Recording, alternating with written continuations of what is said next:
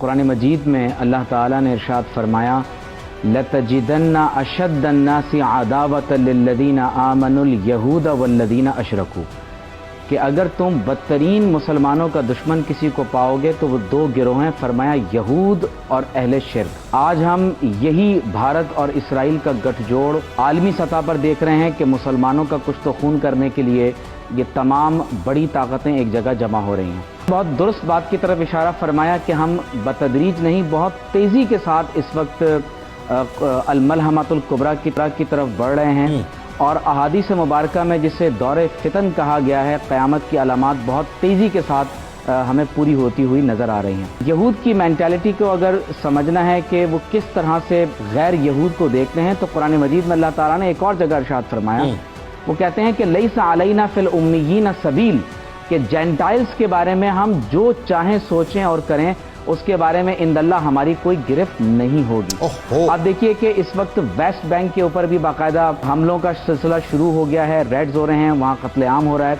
आपने फितन की बात की है, मुझे अब इस हदीस का माना बिल्कुल ज़ाहिर और बाहर नज़र आता है कि अगर किसी को कन्फ्यूजन थी तो क़ुर्ब क़यामत से मुताल्लिक़ इस रिवायत के बारे में वो कन्फ्यूजन दूर हो जानी चाहिए।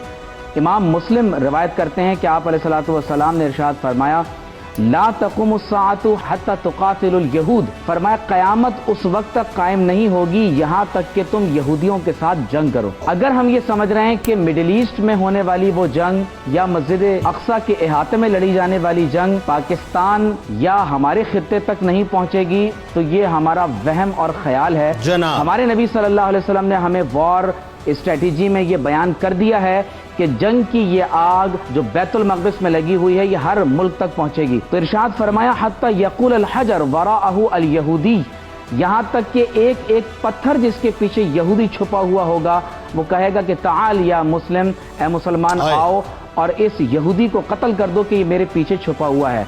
इसका मतलब ये है कि क़ुर्ब क़यामत में ये बात इस कदर आगे पहुंच जाएगी। आप देखिए कि इसराइल दारुल हर्ब है, इसराइल का हर सिटीजन हर्बी काफिर है, क्योंकि वहां पर बाकायदा जंगी ट्रेनिंग दी जाती है, और आप देखिए कि किस तरह से वो आम सिविलियंस का कत्ले आम कर रहे हैं। और कुर्ब क़यामत के बारे में एक बड़ी अहम हदीस हमारे लिए काबिल तवज्जो है, वो ये है कि आप अलैहिस्सलातु वस्सलाम ने फरमाया, और ये भी मुस्लिम शरीफ की हदीस है, फरमाया कि यत्तबिउ दज्जाल मिन यहूदी अस्बहान 70 अल्फन अलैहिम अत्वयालिसा, फरमाया कि अस्बहान से 70,000 यहूदी दज्जाल को ज्वाइन करेंगे।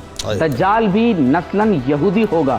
इसका मतलब यह है कि यहूद जिस मिसाए का इंतजार कर रहे हैं वो दरअसल एंटी क्राइस्ट है, जिसको अहादीस में मसीह दज्जाल करार दिया गया। और बहुत काबिल तवज्जो बात यह है कि हुजूर अलैहिस्सलातु वस्सलाम ने इन्हें दज्जाल के गिरोह का पैरोकार करार दिया है। एक और बड़ी अहम हदीस फरमाया, उमरानु बैतुल मक़दिस खराबु यस्रिब, जब बैतुल मक़दिस में सेटलमेंट्स होंगी, आबादकारी होगी, वहाँ आबादी का रेशो बढ़ना शुरू होगा, फरमाया खराबु यस्रिब, हुजूर अलैहिस्सलातु वस्सलाम ने यस्रिब का लफ्ज़ इस्तेमाल फरमाया। मुराद मदीना तैयबा में उस अहद मुबारक के अतराफ की आबादियाँ हैं। जंग की आग अगर बैतुल मक़दिस में भड़कती है तो वो सऊदी अरेबिया तक, मदीना तैयबा के अतराफ तक पहुँचेगी। और अभी ग्रेटर इसराइल के मैप की बात हुई तो यकीनी तौर पर जब रिवर ऑफ इजिप्ट से लेकर दरियाए फुरात के किनारे तक की जेनेसिस 15-18 के तनाजुर में बात की जा रही है, तो यकीनी तौर पर ये तमाम मुसलमानों के खिलाफ तबले जंग है, ऐलान जंग हो रहा है। लेकिन अफसोस की बात यह है कि हमारे दिलों के अंदर, हमारी सफ़ों में जिस तरह वहन पैदा हो गया, इंतशार की सूरत है, यह हमारे लिए बहुत लायक अफसोस बात है। खराब यस्रिब खुरूजुल मलहमा, अगर ये जंग की आग मदीना तैयबा के करीब पहुंचेगी तो फरमाया फिर आलमी उस जंग का आगाज होगा जिसके धाने पर फिर क़यामत बर्पा हो। देखिए, मस्जिद अक्सा, मस्जिद नबवी और काबतुल्लाह के बाद हमारे लिए तीसरा मुक़द्दस तरीन मकाम है, और अहादीस के मुताबिक क़ुर्ब क़यामत में ये इमाम महदी अलैहिस्सलाम का पाया तख्त होगा। लिहाजा अगर कोई ये सोचता है तो वो महज धोखे में है, नादान दोस्त है या दाना दुश्मन है।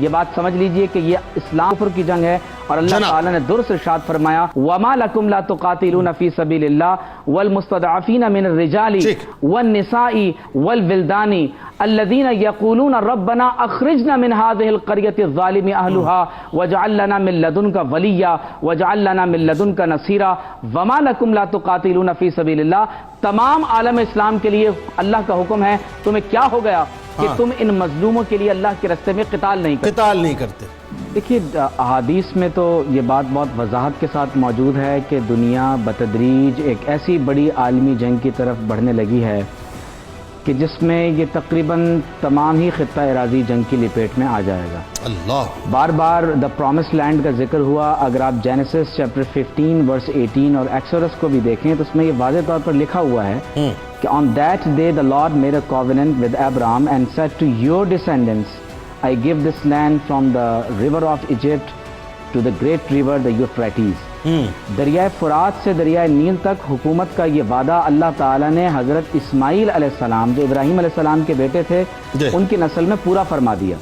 لیکن یہود کا گمان یہ ہے کہ وہ اس ارض موعودہ کو باقاعدہ طور پر کسی نہ کسی صورت میں ضرور حاصل کریں گے. اور اگر اس کے نقشے کو آپ مکمل طور پر دیکھیں تو اس میں خیبر کی وہ بستیاں بھی شامل ہیں جو آج مدینہ طیبہ کا حصہ ہیں اور حضور علیہ الصلوۃ والسلام کے عہد مبارک سے ایسا ہی ہے. لہٰذا ایک بڑی عالمی جنگ کے لیے یہود تو خود کو تیار کر چکے ہیں اور اب انہوں نے گزشتہ رات بھی اگر آپ انٹرنیشنل میڈیا کو دیکھیں تو معلوم یہ ہوتا ہے کہ وہ پورے مڈل ایسٹ کو اس وقت جو ہے وہ جنگ کی طرف دعوت دے رہے ہیں اور انہوں نے کہا ہے کہ ہم مکمل طور پر تیار ہیں. لہٰذا یہ فلیٹ کا یہاں یعنی سی کے اندر آ جانا اور مختلف اطراف سے جنگی امداد کا پہنچنا یہ پوری امت مسلمہ کے منہ پر تماچا ہے کہ جس طرح سے امریکہ کا وزیر خارجہ فلائی کر کے آ کر کہتا ہے کہ میں یہودی کی حیثیت سے آیا ہوں. تو اس کا مطلب یہ ہے کہ ہمارے ہاں جو دینی حمیت اور غیرت ہے وہ تقریباً دم توڑ چکی ہے. ایک حدیث میں آپ علیہ الصلوۃ والسلام نے فرمایا تھا کہ یوشک ان تداعی علیکم الامم کما تداعی الاکلۃ الی قصعتها. فرمایا کہ ایک وقت ایسا آئے گا کہ پورے اطراف و اکناف عالم سے افواج میری امت پر حملہ آور ہوں گی. اور حضور علیہ الصلوۃ والسلام نے فرمایا کہ وہ ایسے ایک دوسرے کو دعوت دیں گے جیسے بھوکے لوگ دسترخوان پر کھانے کے لیے دعوت دیتے ہیں. کھانے کی مثال کیوں دی گئی؟ کیونکہ کھانا ریزسٹ نہیں کرتا. آپ توڑتے ہیں، نوچتے ہیں، کاٹتے ہیں، دانتوں سے چباتے ہیں. اس وقت ہماری صفوں کے انتشار کی وجہ سے یہی صورتحال ہے. جب صحابہ نے پوچھا کہ یا رسول اللہ صلی اللہ علیہ وسلم کیا ہم ان دنوں میں کم تعداد میں ہوں گے؟ فرمایا کہ نہیں، تمہاری تعداد تو بہت زیادہ ہوگی لیکن دلوں میں وہن پیدا ہو جائے گا. دشمن کا رعب تمہارے دلوں سے نکال دیا جائے گا. تو پوچھا یا رسول اللہ وہن کیا ہے؟ فرمایا حب الدنیا و کراہیت الموت، دنیا کی محبت اور شہادت کی ناپسندیدگی.